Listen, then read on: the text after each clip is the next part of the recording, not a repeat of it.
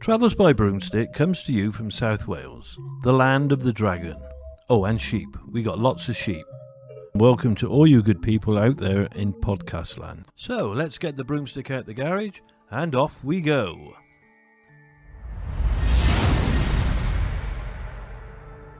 The historic town of Bakewell is not only home to the delicious Bakewell tart, but also the home of the famous Bakewell Witches. Today's journey takes us to Bakewell, a market town located in the Derbyshire Dales district of Derbyshire in England, UK. It was during our visit to the Old House Museum that we were told the tale of the Bakewell Witches. The Old House Museum is a Grade II listed building, built in 1534, during the reign of Henry VIII, as a tax collector's cottage. The cottage was the home of Ralph Gell, the local tax collector. It is a beautiful cottage on the outside and the inside. Inside, the Old House Museum has a big black cast iron cauldron hanging at the large fireplace, a green-faced witch reading a magical spell book, and it even has apotropaic marks on the doorframe near the gift shop. And we all know that I love a gift shop. Apotropaic marks, also known as witch marks, were used to ward off evil. There are teardrop-shaped burr marks, which are said to be used to protect the home from evil, fire and lightning strikes. The other mark is called a Marian mark, two interlocking letter V's which form the letter W. This is said to have been used to invoke the protection of the Holy Mother Mary. The two V's stand for Virgo Virginum in Latin, or Virgin of Virgins in English. Both of these symbols are often associated with spells used in the protection of the home against witchcraft. But why would this house need protecting from witches? It was early morning in 1608, before the sun had risen. A Scottish gentleman who was a lodger of widow Mrs. Stafford's lodging house was laying awake in his bedchamber when suddenly he saw through the floorboards rays of bright white light. He got out of his bed and lay on the floor, peering through the cracks of the floorboards. He saw his landlady, Mrs. Stafford, who was a hat maker from Bakewell, and her female companion, both dressed as if they were going on a journey. Mrs. Stafford uttered the words, "Over thick, over thin, now devil to the cellar in London." And the next thing he knew, the two women had completely vanished. And all that was left in the room was silence and darkness. The Scottish gentleman was startled. Where had they gone? He instantly repeated the words that had been spoken by Mrs. Stafford, but he made an error, saying, "Through thick, through thin, now devil to the cellar in London." This slight word change, instead of a nice gentle vanishing, caused him to be propelled by an unseen force. Travelling at great speed like a hurricane, it swept him up and whirled him away. Half naked in just his nightwear, he closed his eyes tightly, and when he opened them, he landed in a cellar in London. There, confused, his nightclothes in tattered shreds, he sat right next to the two women, the two witches, that had magically been able to transport themselves to the cellar in London. Lit only with a dim lamp, the witches were busily tying up parcels of material, such as fine silks, which he concluded had been stolen by the witches as they made their way through the city on their magical journey.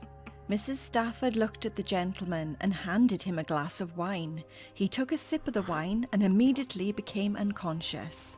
When he finally regained consciousness, he found himself alone in the dark cellar. The next thing he knew, he was being hauled off by a watchman to be held in front of a magistrate and charged with being alone in an unoccupied house with felonious intent. The magistrates asked the Scottish gentleman what had happened to him and where his clothes were.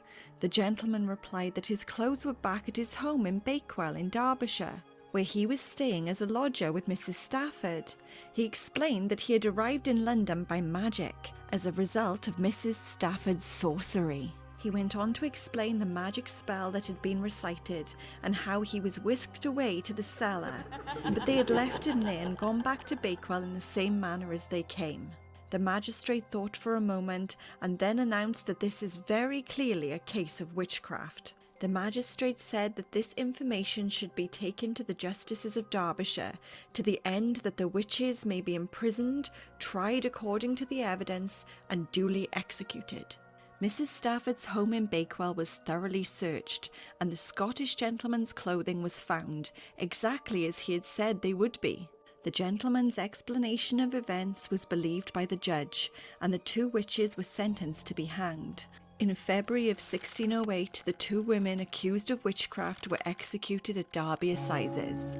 It is truly impossible to believe that this is an event that actually took place. Most people believe that Mrs. Stafford evicted the man for not paying his rent and decided to throw him out into the street late at night, keeping all of his clothes and belongings. In order to settle his debt, he then made his way to a cellar in London where he made up the story of poor Mrs. Stafford and her friend being witches to get back at her. Sadly, this worked, as the discovery of his items in Mrs. Stafford's possession was all the evidence needed to convict her of witchcraft, and 2 innocent women lost their lives. So, as usual, I will ask you, how many brooms do you give the Old House Museum in Bakewell? Well, I'm going to give the museum 3.5 brooms, but I'm going to give the Bakewell Tart a big 5 brooms, because I love the damn things. What was your favourite part of the Old House Museum? Well, my favourite part was learning about the traditional Bakewell Tart. Apparently it was made by mistake. A lady had asked the cook to make a jam tart, but instead of incorporating the almond paste and the jam into the pastry, she spread it on the top. Well, we tasted both the sort of traditional version and the newer versions with the icing and everything and the cherry. Which one did you prefer? I like them both. Oh, that's very good. I like the one with the cherry on top. Yeah, you like a cherry, don't you? I do. Nearly as much as a gift shop. I do.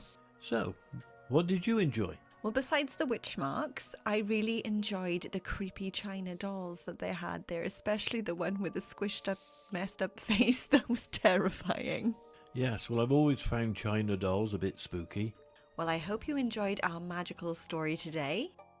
Well, this concludes our adventures for this week. I hope you had a magical time.